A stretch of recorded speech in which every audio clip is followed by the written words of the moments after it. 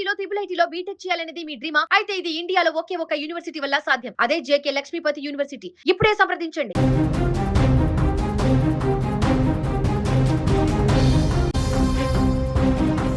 ఉత్తరాఖండ్లోని ముస్సోరీలో విశాఖపట్నానికి చెందిన యువతి రాధా గాయత్రి కేసులో ఇప్పుడు ఒక బిగ్ ట్విస్ట్ చోటు చేసుకుంది.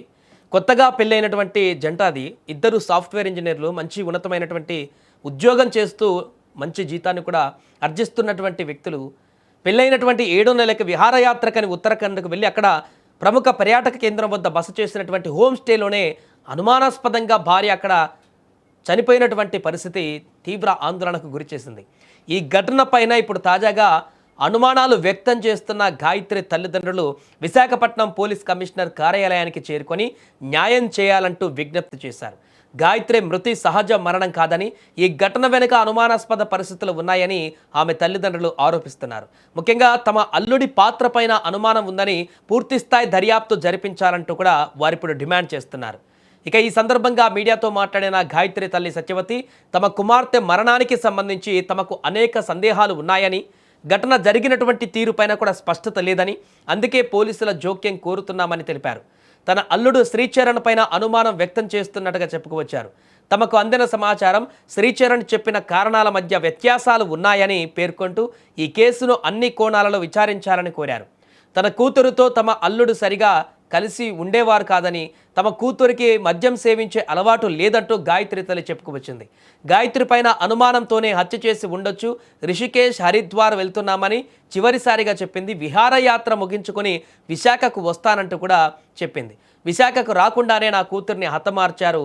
విశాఖకు వచ్చిన తర్వాత 2 నెలల వర్క్ ఫ్రమ్ హోమ్ పెట్టి ఇక్కడే ఉంటానంటూ కూడా చెప్పిందంటూ ఆ తల్లి వాపోయింది. మాది సాంప్రదాయమైనటువంటి కుటుంబం అంటూ గాయత్రి తల్లి తీవ్ర ఆవేదన వ్యక్తం చేశారు.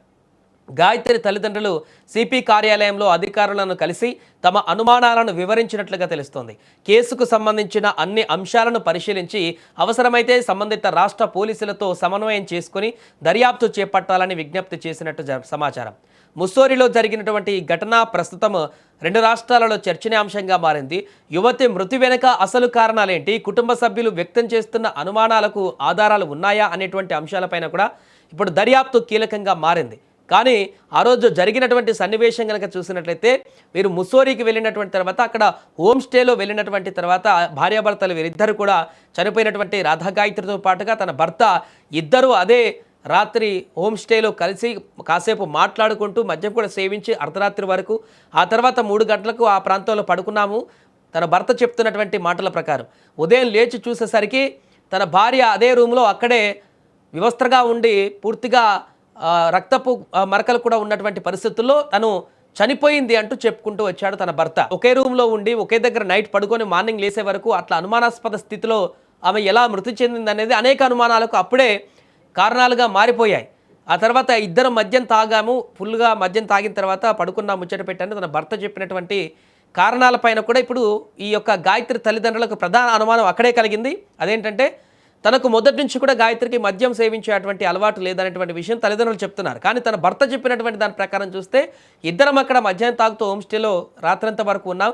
ఆ తర్వాత తను పడుకొని లేసరికి నేను చనిపోయింది అనేటువంటి విషయం చెప్పడంతో వారికి అనుమానాలు మరింత రెట్టింపైనట్టుగా కనపడుతుంది. ఈ నేపథ్యంలోనే తాజాగా విశాఖపట్నంలో కమిషనర్ ఆఫీస్కి వెళ్ళి అక్కడ మరొక దరఖాస్తు అయితే ఇవ్వడం జరిగింది. కంప్లైంట్ పెట్టడం జరిగింది. తన బిడ్డ నిజంగానే సహజంగానే చనిపోయిందా, లేకుంటే అల్లుడే చంపేశారా, లేక ఇంకేమైనా జరిగిందా, తమకు కూడా ఈ యొక్క కేసులో అన్ని కోణాలు పరిశీలించి ఏం జరిగిందో అనేటువంటి వివరాలు వెల్లడించండి అంటూ తల్లిదండ్రులు వాపోతూ ఒకవైపు బాధపడుతూ, తన బిడ్డ కూతురు లేదు అంటూ చేతికొచ్చినటువంటి బిడ్డ మంచిగా మొన్ననే రీసెంట్గా పెళ్లి చేసుకుంది, మంచి ఉద్యోగం చేస్తుంది, మంచి కుటుంబం ఏర్పరచుకొని భవిష్యత్తులో అనేక ఉన్నతమైనటువంటి స్థితులకు వెళుతుంది అనుకున్నటువంటి ఆ తల్లిదండ్రులకు ఈరోజు ఆ పాప ఆ యొక్క బిడ్డ శవమై తిరిగి వచ్చింది ముస్సోరికి వెళ్ళి.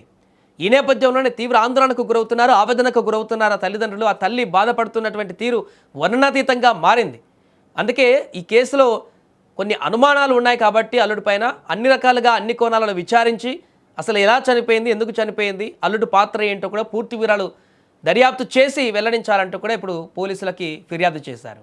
హనీమూన్కి వెళ్ళారు, బాగానే ఉన్నారు అనుకున్నాము. ఆ అబ్బాయి ఇలా సైకోలా బిహేవ్ చేస్తాడని మేము కలగనలేదు, మాకు అసలు తెలియదండి ఆ అబ్బాయి మెంటాలిటీ ఇది. మా అమ్మాయి మాత్రం ఒకటే చెప్పింది, అమ్మ ఇప్పుడు నేను వచ్చేస్తాను, ఇప్పుడు ఆషాఢం కదా, ఫస్ట్ టైం దాని మ్యారేజ్ అయ్యి ఆషాఢంకి వస్తాను, నేను వచ్చిన తర్వాత ఇక్కడే ఉండిపోతాను, 2 months నేను వర్క్ ఫ్రమ్ హోమ్ పెట్టుకొని వచ్చేస్తాను, అప్పుడు మీతో మాట్లాడతాను ఏం జరిగిందో అన్నది, మీరందరి నిర్ణయం ఏం చెప్తే అదే నా ఫైనల్ అని మా అమ్మాయి చెప్పడం జరిగింది. తర్వాత నుంచి బాగానే చూసుకుంటున్నాడా లేకపోతే ఏమైనా వేధిస్తున్నాడా, అనుమానాలు ఉన్నాయని ఏమైనా చెప్పిందండి గాయత్రి? పెళ్ళైన దగ్గర నుంచి ఇద్దరు వేరువేరేగా ఉంటున్నారండి, ఇద్దరు కలిసి అయితే లేరు. ఆ అబ్బాయి పూణేలో జాబు, అమ్మాయి హైదరాబాద్లో. ఆ అమ్మాయిని దీని మీద మాత్రం గురుగాం జాబు ఢిల్లీ ట్రాన్స్ఫర్ పెట్టుకోమని చాలా ప్రెజర్ చేశాడు. అప్పటికప్పుడు ఉన్నవే జాబులు తీసేస్తున్నారు. అమ్మాయికి ఎలా వస్తుందని, అమ్మాయి తెలివితేటలు చాలా చాలా చాలా అంటే చాలా తెలివితేటలది. ఆ అమ్మాయి అక్కడ ట్రాన్స్ఫర్ పెట్టుకుంది అంటే ఎంత నిజంగా దానికి ఎంత టాలెంట్ ఉంటే వస్తుంది. గురుగాం పెట్టేసుకుంది వెంటనే, ఫిబ్రవరిలో తీసుకెళ్ళి దింపేశాం. వాళ్ళ అత్తగారు మామగారు వాళ్ళు చాలా మంచివాళ్ళు, వాళ్ళైతే అనడానికైతే ఏమీ లేదు, వాళ్ళైతే చాలా మంచివాళ్ళు.